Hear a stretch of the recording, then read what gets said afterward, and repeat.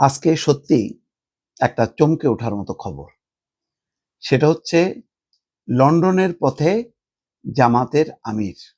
আগে কিন্তু জানা যায়নি যে জামাতের আমির লন্ডনে যাচ্ছেন। আর ঠিক এই সময়টা লন্ডনে যাওয়ার হয়তো একটা বিশেষ অর্থ আছে। দর্শক, আবারও বলি যে আমার এই আলোচনাগুলো সম্পূর্ণ আমার একটা ধারণা বা অবজারভেশন। এটা সঠিক নাও হতে পারে, আবার সঠিক হতেও পারে।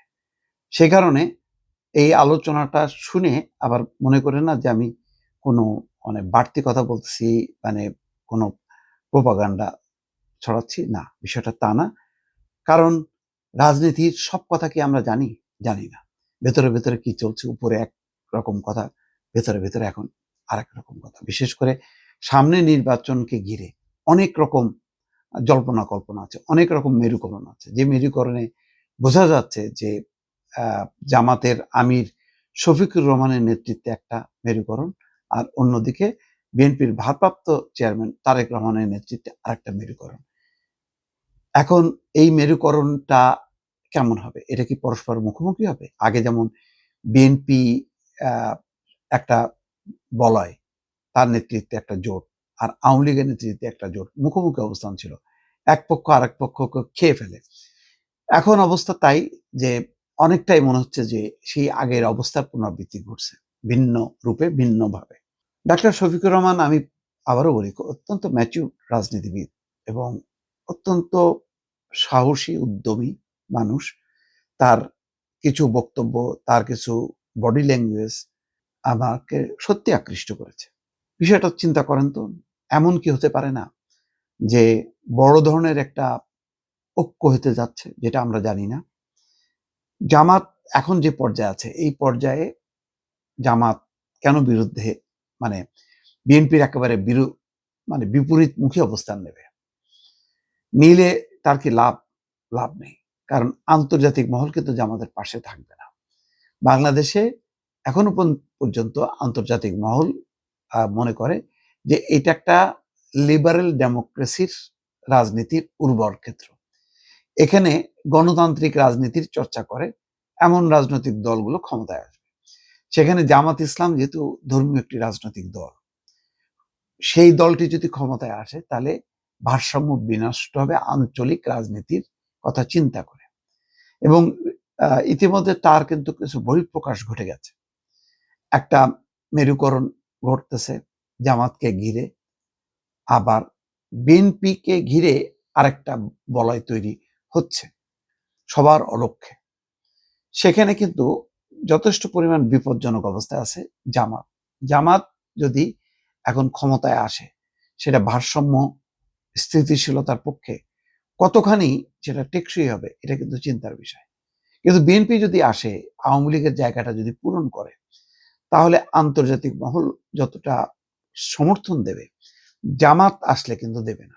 কারণ শুধু জামাত মানে জামাত না, জামাতের সাথে দেখেন তার সহযোগী যারা আছে, তারা কি আসলে গণতান্ত্রিক রাজনীতিতে বিশ্বাস করে, গণতান্ত্রিক চর্চায় বিশ্বাস করে? এটা কিন্তু একটা প্রশ্ন। এটার আমি চট করে উত্তর দেব না, আপনারা জানেন। প্রশ্নগুলি আপনাদের কাছেই রাখলাম যে বাংলাদেশকে যেভাবে দেখতে চায় আন্তর্জাতিক বিশ্ব, তাতে গণতন্ত্রের বাইরে অন্য কোনো দর্শন এখানে কিন্তু টেকসই না।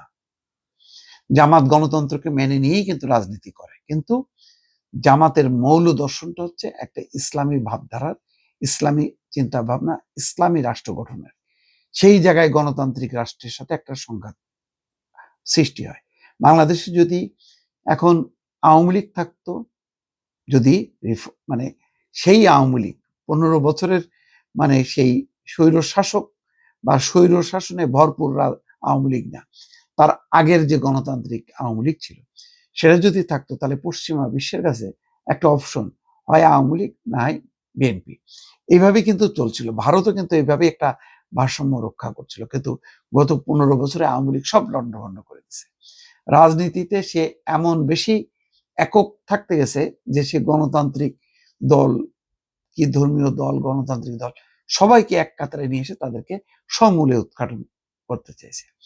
এই অবস্থায় আমার ধারণা যে আগামী নির্বাচনকে সামনে রেখে যেই মেরুকরণ ঘটতেছে, তাতে এমনও হইতে পারে যে এক ধরনের সমঝোতার নির্বাচন হইতে পারে, যাতে আওয়ামী লীগ আর পুনর্বাসিত না হতে পারে, যাতে জামাতও মেনে নেয় হ্যাঁ বিএনপি ক্ষমতায় থাকুক, একটা সম্মানজনক বিরোধী দলের আসন নিয়ে জামাত বিরোধী আসনে বসবে, এমন একটা আলোচনা।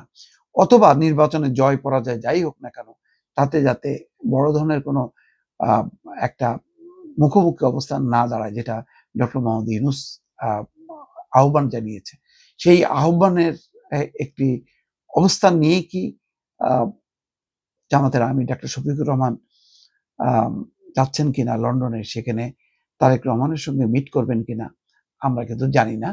তবে রাজনীতিতে শেষ বলে যেহেতু কোনো কথা নেই, সুতরাং এরকম একটা ঘটনাও কিন্তু ঘটতে পারে। যদিও এখানে জামাতের মিডিয়া সেলের প্রধান এহসানুল মাহবুব জুবায়ের বলছেন, ব্রিটিশ সরকারের সঙ্গে বৈঠকের একটি পূর্ব নির্ধারিত কর্মসূচি থাকায় সকালে লন্ডনের উদ্দেশ্যে রওনা দিয়েছেন জামাতের আমির। সেখানে আরো কাজ শেষে সৌদি আরবে পবিত্র উমরা পালন করতে যাবেন তিনি। সবকিছু ঠিক থাকলে জামাতের আমির 21শে ডিসেম্বর দেশে ফিরবেন বলে জানান জামাতের নীতি নির্ধারণী পর্যায়ের এই শীর্ষ নেতা। তারেক রহমানের সঙ্গে সাক্ষাৎ হবে কিনা এ ব্যাপারে এহসানুল মাহবুব বলেন, এই বিষয়ে আমার কিছু জানা নেই। আমি বললাম তো যে সবকিছু জানা থাকে না, অজানা কিছু ধাপ থাকে, সেই ধাপটা খুব গুরুত্বপূর্ণ। হয়তো সেরকম একটা ধাপেই শফিকুর রহমানের সাথে তারেক রহমানের যদি লন্ডনে বৈঠক হয়, তাতে আশ্চর্য হবার কিছু থাকবে না।